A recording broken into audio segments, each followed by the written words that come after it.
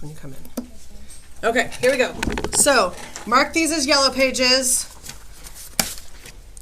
I didn't have yellow paper, so I couldn't put them on yellow pages. So yellow page.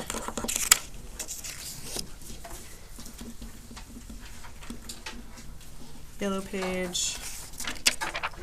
And then this one is going to be your yellow page example. Okay, so let me kind of talk to you a little bit about our exam. So on our exam for multiple choice, we have 2 sections of multiple choice. One is the reading section, and you've seen kind of both of these sections in your AMSCO. So one is reading. Those are going to be nonfiction selections. And these can come from anywhere. They can be excerpts from books, they can be speeches, they can be about science, they can be about history, they can be about technology, music, whatever it is. It's a variety of things that it can be. So, and usually none of them you're interested in. So just a heads up on that. There are 2 passages on the test of this one. And it covers all of our skills. So it covers rhetorical situation,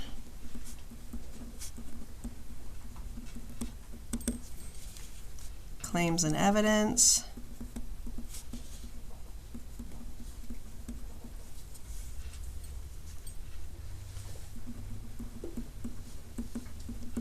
reasoning and organization, and style. So these questions are all based in rhetorical analysis.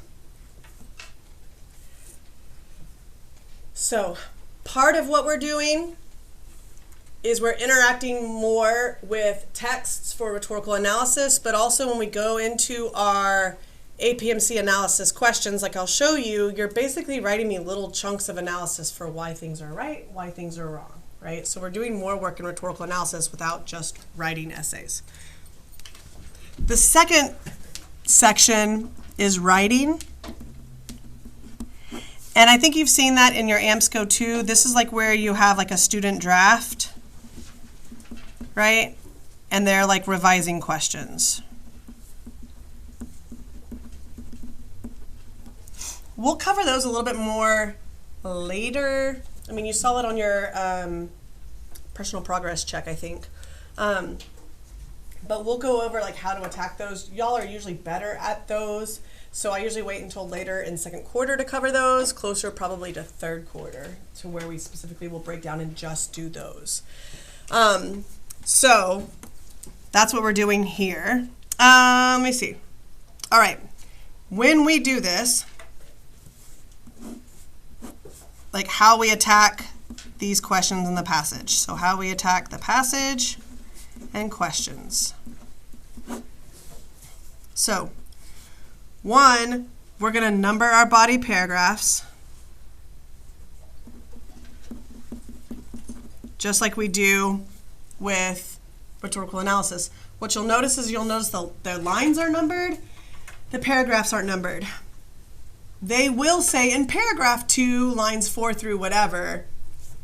So then you have to go find paragraph 2. I just like having them numbered, even though they give me like where that paragraph is, just because I feel like it's a little bit faster for me, okay? We're going to look for like any kind of background information, like in the directions, and I'll show you where that is. And we do little annotations.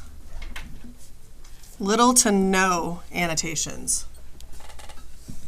Because what happens is when you take this test, the multiple choice, on the left side is the reading passage, on the right side is the questions.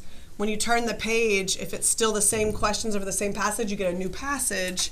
The questions are again on the right. So you know when you take a multiple choice test and you have a reading passage and you have to continually like flip back and forth to the reading passage, your reading passage will always be on the left. Your questions will always be on the right, right? So if we annotate, and we spend a lot of time annotating the first copy of the passage and we turn the page, then we lost all of our annotations, okay? So I'll show you that as we go through. All right, so let's look. Questions 1 through 8 refer to the passage below.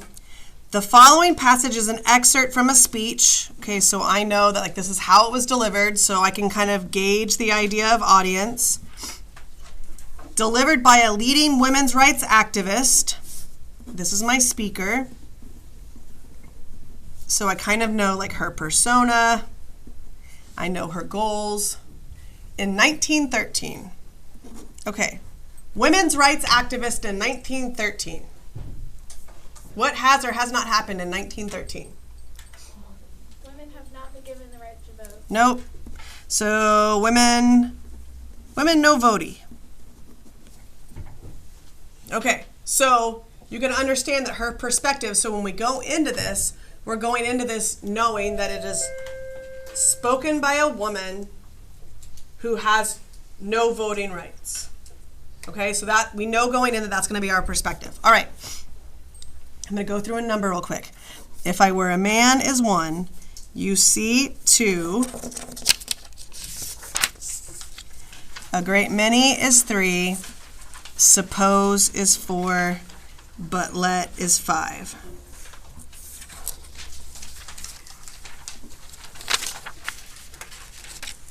I'd probably just guess right there.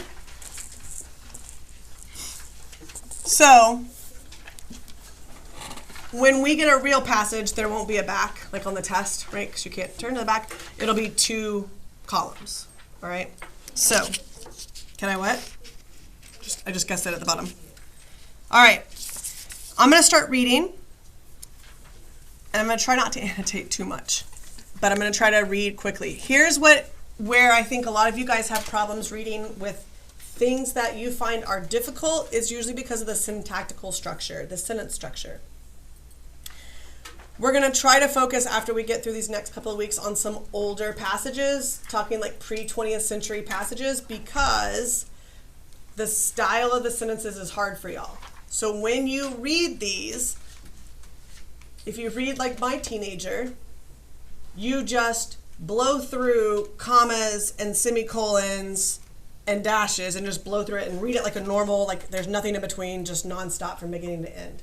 If you do that on a sentence that is like a complex sentence or a compound complex sentence, you're going to lose some of the nuances and some of the kind of inferences that you should be making. So what I want you to hear, as I read it in a very nasally voice, I want you to hear that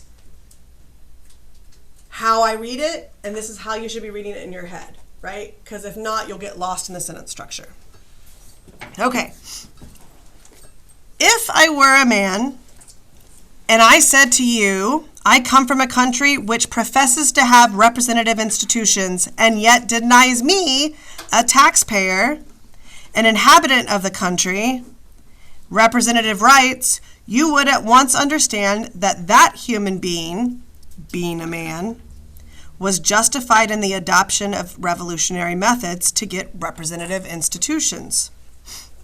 But since I am a woman, it is necessary in the 20th century to explain why women have adopted revolutionary methods in order to win their rights of citizenship. So notice that this is probably going to be her main idea or her main focus is why revolutionary methods.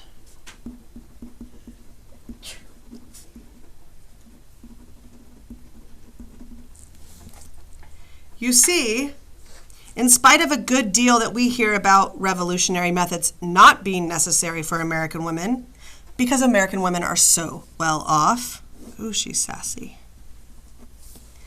most of the men of the United States quite calmly acquiesce, and I want you to start, I'm going to start this now. I want you to circle words that you don't know what they mean, or you don't know the full extent to what they mean. The men of the United States quite calmly acquiesce in the fact that half of the community are deprived absolutely of citizen rights. And we women, in trying to make our case clear, always have to make as part of our argument and urge upon men and our audience the fact, a very simple fact, she's so sassy, that women are human beings. It is quite evident you do not all realize we are human beings, or it would not be necessary to argue with you that women may, suffering from intolerable justices, be driven to revolutionary methods. So there is the reason for their revolutionary methods. We have, first of all, to convince you we are human beings. Man. And I hope to be able to do that in the course of the evening before I sit down. But before doing that, I want to put a few political arguments before you. Not arguments for the suffrage. Notice that suffrage is defined on the back, just in case you didn't know, the right for voting. Not arguments for suffrage, because I said when I opened I didn't mean to do that, but arguments for the adoption of militant methods in order to win political rights. So we're not even going to argue that we should have rights. We're going to argue that our only choice is militant methods, or are militant methods.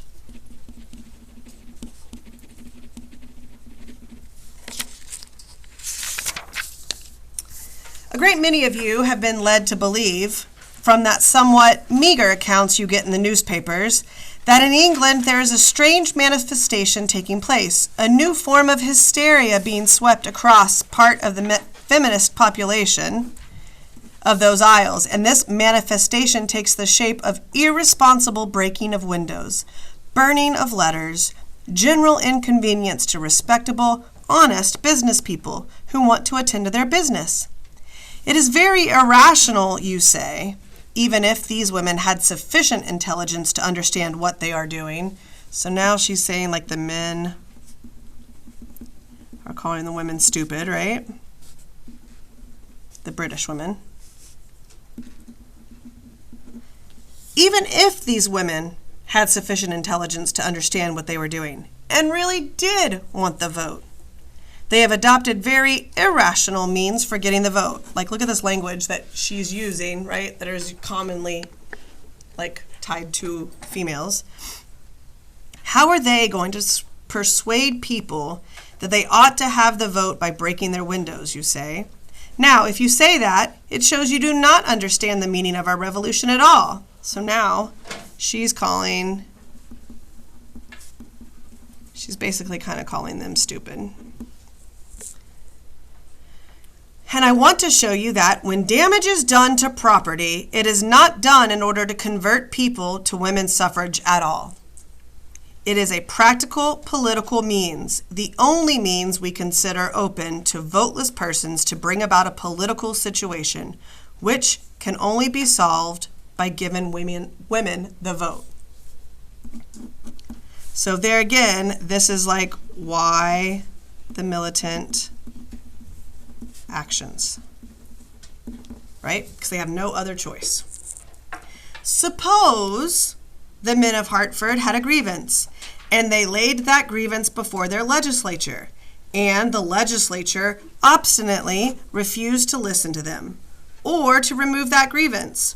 What would be the proper and constitutional and the practical way of getting their grievance removed? Well, it is perfectly obvious at the next general election, when the legislature is elected, the men of Hartford in sufficient numbers would turn out that legislature and elect a new one. Entirely change the personnel of an obstinate legislature. So notice like these two words, I'm going to need to know what they mean. Which would not remove their grievance. It is perfectly simple and perfectly easy for voting communities to get their grievances removed if they act in combination and make an example of the legislature by changing the composition of the legislature and sending better people to take the place of those who have failed to do justice. Okay. So she's saying, like, if the men had the same issues, or the same concerns that the women do,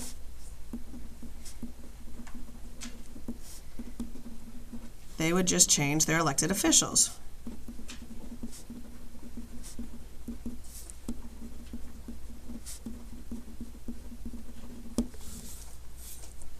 But let the men of Hartford imagine that they were not in the position of being voters at all, that they were governed without their consent being obtained, that the legislature turned an absolute deaf ear to their demands. What would the men of Hartford do then?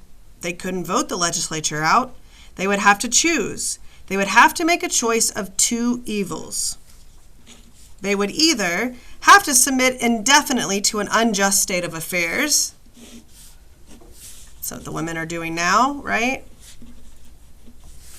Or they would have to rise up and adopt some of the antiquated means by which men in the past got their grievances remedied. So that's what the women have to do.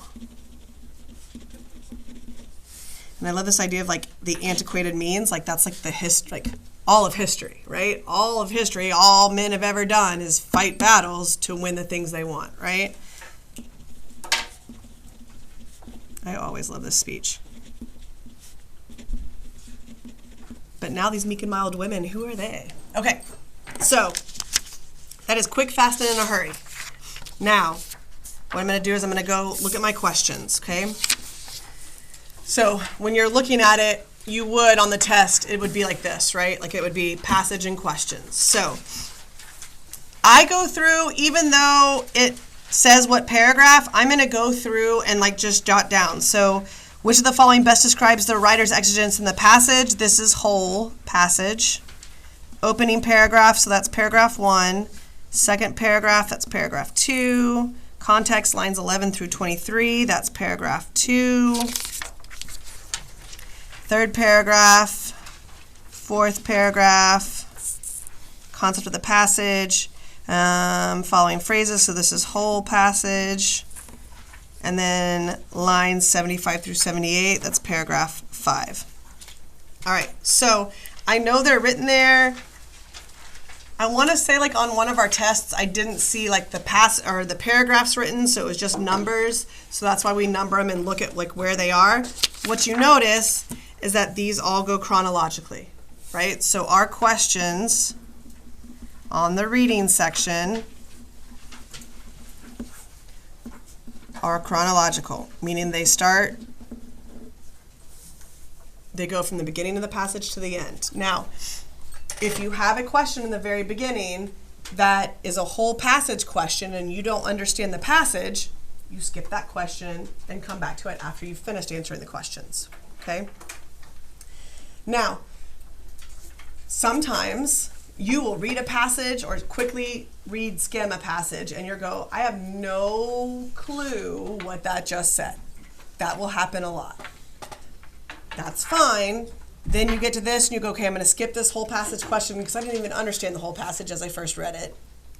But I'm going to start and I'm going to read this question and then I'm going to go back and I'm going to reread that section. Does that make sense? Same thing here. I'm going to go back and I'm going to read this question first and then I'm going to read that selection. If you do that, when you read the question, you have a little bit more purpose and kind of know what you're looking for. At least maybe it tells you a little bit about what it's talking about. So when you read it, you understand it a little bit better. Okay? So there's that. Let me show you what this looks like. We're going to do this with sample number or question number 1. Now, this is what our APMC analysis page looks like. So after we take the test and you get the answers for what we got wrong and you get all the correct answers and you know what you missed, you will have to do this for the ones that you missed, but only a certain number. Okay, so if we have like 30 questions on a test and you miss 15, don't be surprised, that's normal. You don't have to do 15 of these. You only have to do them per skill category. Okay, I'll explain all of that to you later. However, for most of us, this process, going through and doing this analysis, will take you anywhere from 2 to 4 hours. Sometimes maybe 5. Total. Huh? Like for each question? No, totally. Okay. Usually each question will take you anywhere from like 30 minutes to like 40 minutes to go through this analysis. In the beginning, it speeds up once you understand what the expectation is, right?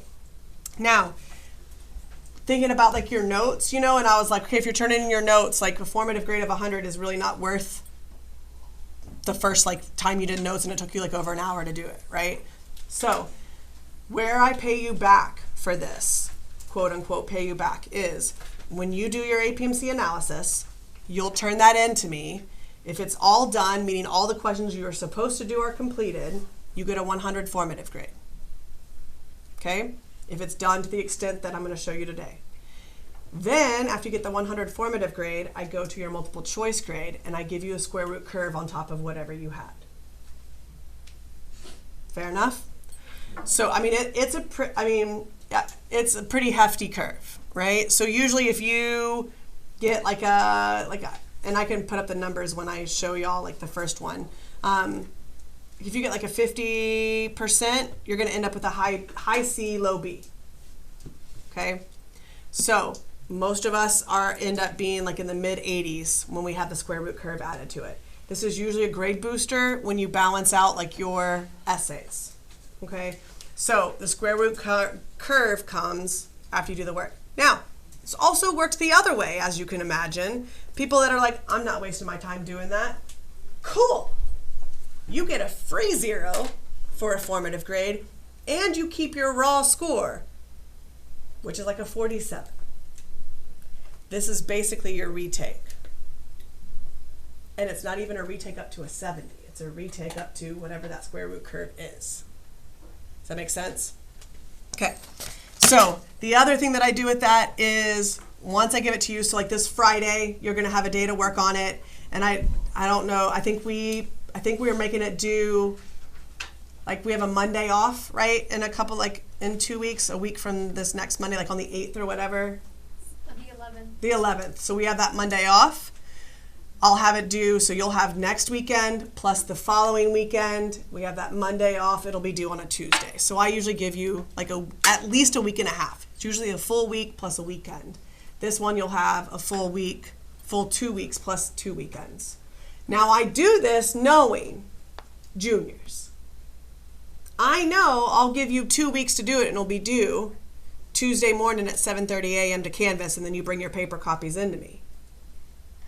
I know you'll wait until the night before at midnight to start working on it. But I'm going to let you hang yourselves with your parents when they go, why did they not get a good grade on that? And I'll be like, I don't know, they had 2.5 weeks to do it. So I know y'all, but I also know y'all are really busy, so I give you that time to work on that, okay? All right, so let's go and say, for instance, we missed question 1. So I'm going to walk you through what this will look like for question 1, reminding that we're doing this after we have taken the test. So we're going to do question number 1. I will always give you like the skill tested, and I'll show you those charts once we get there. But question number 1 is the skill tested is rhetorical situation.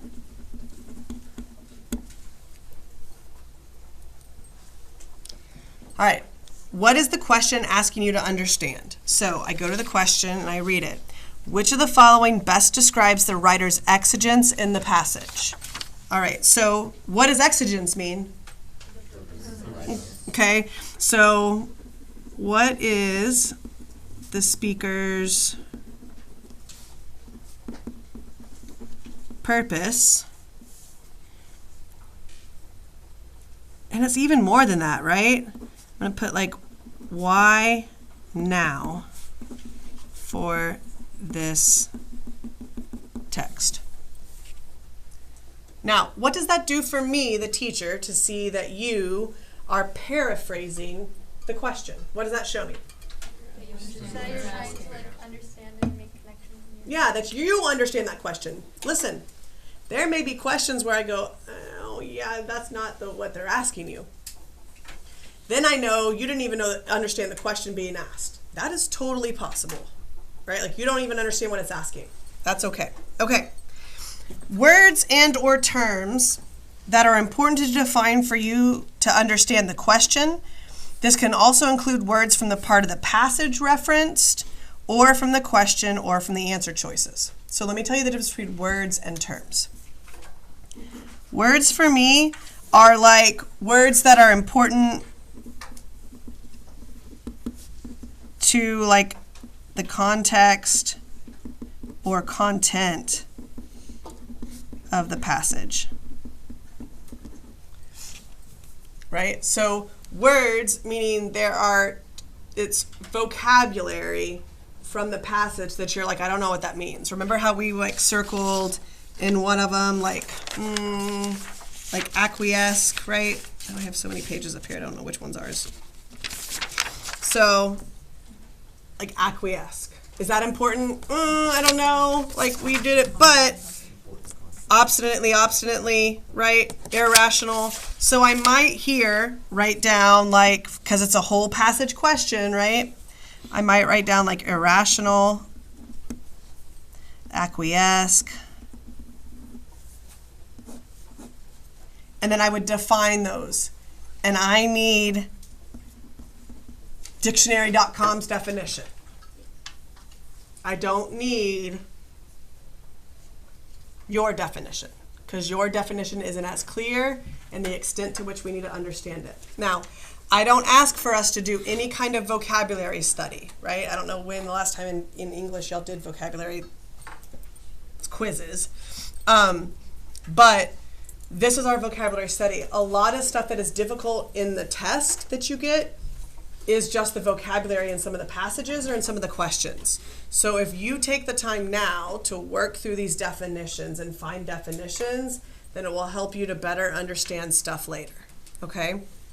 Now, when I say terms, think that are relevant, like terms would be like relevant to the course or to like argumentation.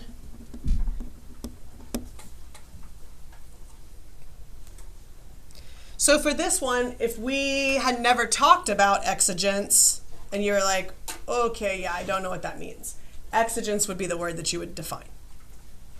Does that make sense? Sometimes there'll be like marker verbs for questions or for answer choices that you may not understand too. So if I know it's an extremely difficult passage and I look through there and y'all have nothing, now don't go find a word and look up like the word cat. Okay, I don't have any words in here. Let me look up cat and throw our definition in there, right? This is for you, right? Okay, so now we're going to paraphrase answer choices and define any words or terms that are in there that we didn't do up here. Your labels. So this is the labels you did. We don't have a dash. These are the labels you put on the test. And then this is analysis. So let's talk about labels. So I think we did it for your personal progress checks, right? We did labels. Yes. So D equals distractor. Check obviously means like you're confident. X obviously means you're confident. Question mark means you're not sure. So the reason why we do that is because for me, the data I need to help you get better comes in when you're originally taking the test. So have I already described like passing scores and why I do this? Did I already tell you all that? Like why I do multiple choice analysis? Like we're on the border of a 2, we can get a 3. Did I explain that to you? Okay. So years ago when we started taking a mock exam for us, so you'll take a full mock exam in the end of March, beginning of April, which is like our full test. You'll take that from me. And then you go to calculate your AP score, right? Your AP score is a 1 through 5. 3 through 5 is college credit. That score, that calculation is like, you know, a 0 through 100 and whatever number of points that year they say, like 150, right? So they'll say 140 to 150 earns this kid a 5. You'll never know your point score, like range, you'll just know you got a 5, right? Hopefully, hopefully. Then when I gave my mock exam, what I found is I found like a group of kids who were a 2. And they were so disappointed. They're like, great, I'm not even going to pass the exam. Well, then I look at their calculated score, their total points, and they had 128 points, and 129 got them a 3. And they were on 128. Good thing is, in the summer, you'll never know how close you were to that next score. You'll just know you got a 1, 2, 3, 4, 5. Actually, my kids don't get 1s, so y'all aren't allowed to get those either. Don't be that kid. So, leave it up to you. So, what I started looking at is I was like, okay, to change a kid's score a point, I've got to change 2 of their essay scores a point to move it, right? You think there's 3 essays, they weigh more. Not really. So what I started looking at is we started doing this. We went back and we looked at multiple choice. Now, if you start coding your answers, and in our analysis we look through and you get to the end and you're like, man, out of the 10 questions I missed, 6 of them, I got it down to the distractor and the correct answer, and I chose the distractor. If I can get you half of those back, 3, and you were that kid that was 1 point away, now you have a 3. Now you have a qualifying score. Does that make sense? So when we are coding our answer choices like this, and we're going back and doing the analysis, I'm trying to find trends in how you answer questions. If we can find a trend, we fix that trend. Guess where this also works? SAT, anybody? ACT, anybody? So all that money your parents are spending on like SAT tutors, tell them to save it and get me a nice Christmas present. No, I'm not serious. Really. Take an SAT now, take it again in the spring and see how much your English score changes.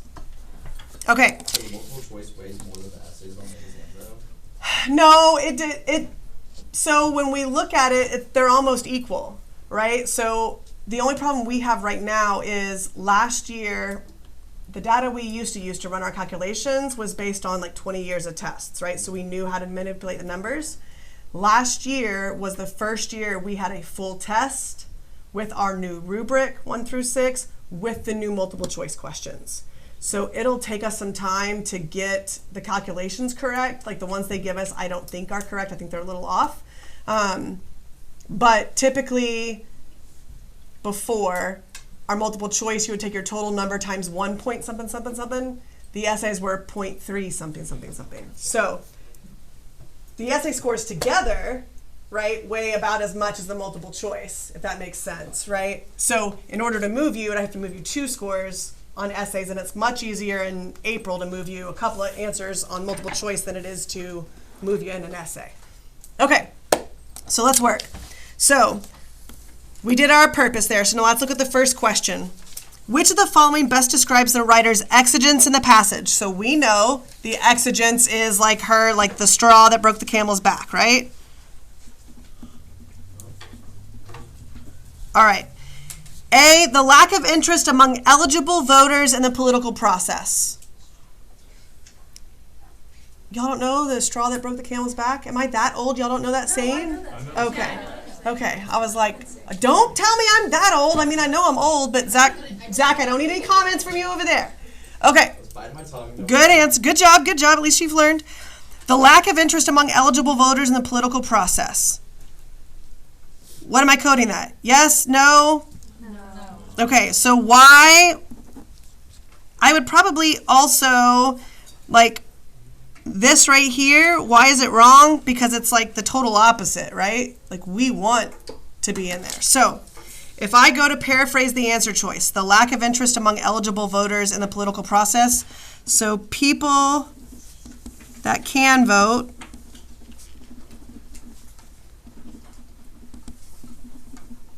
don't want to or don't care to. Now, I'm paraphrasing that answer choice. You know how much y'all have struggled on like embedding text evidence? Guess what we're working on? Paraphrasing. Right? So you're paraphrasing these things, so that will help you when you paraphrase evidence to blend with your text evidence.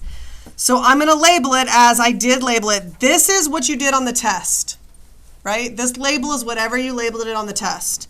Now look, this last column is text evidence and or explanation that justifies why an answer is wrong or why it's a distractor or why an answer choice is correct. Why is this wrong? Because in the whole passage, what? They're talking about how they want to. Yeah, so it's like the exact opposite because the entire passage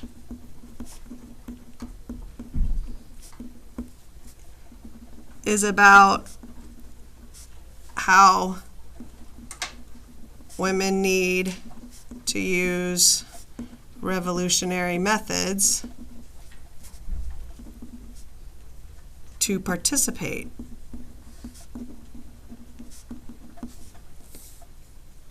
in the political process. Now, I don't expect full sentences. I also don't expect no, nope, nada. I got that on some of the PPC stuff. Not discussed. How? You can't just write down not discussed. You got to tell me what was, why it's off, what part of it's off. Okay, then I go to B.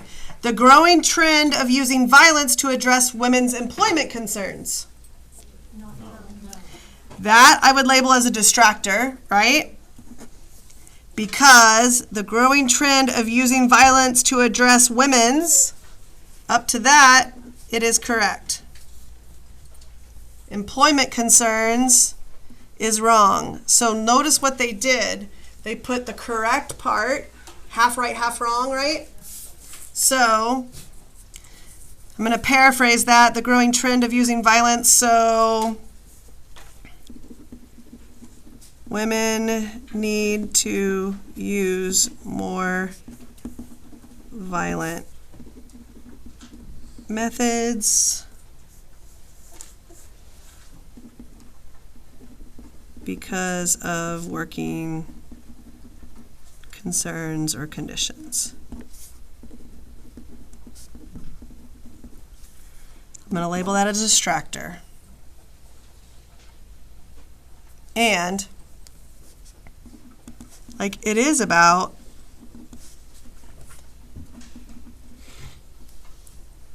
the growing concern of violence, but for voting. And I'm going to go in the passage and see where in the passage does it say that. Oh, right there in paragraph 1, right? Why women have adopted revolutionary methods in order to win rights of citizenship. So I'm going to add the quote of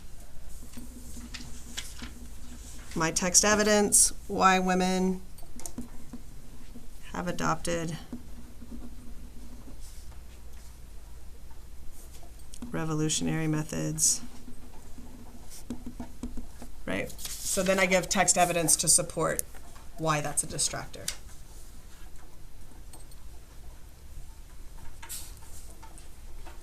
Y'all with me? Okay. The limited resources available to women for changing existing power structures. Yes.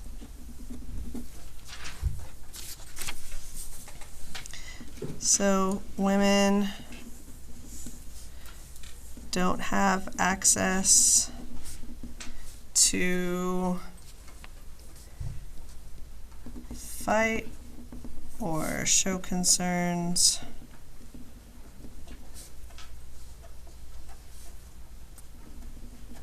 about social and political structures. And we said yes.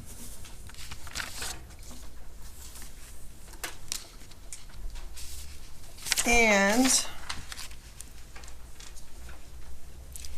I would say, like in paragraph 5, because this is a whole question right now. If this is a question just from paragraph 1, my evidence would only come from paragraph 1. Does that make sense?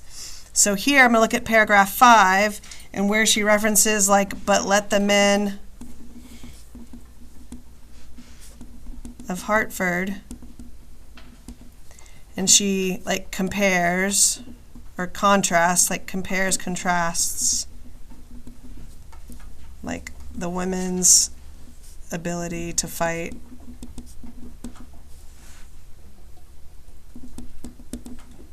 to what men can do.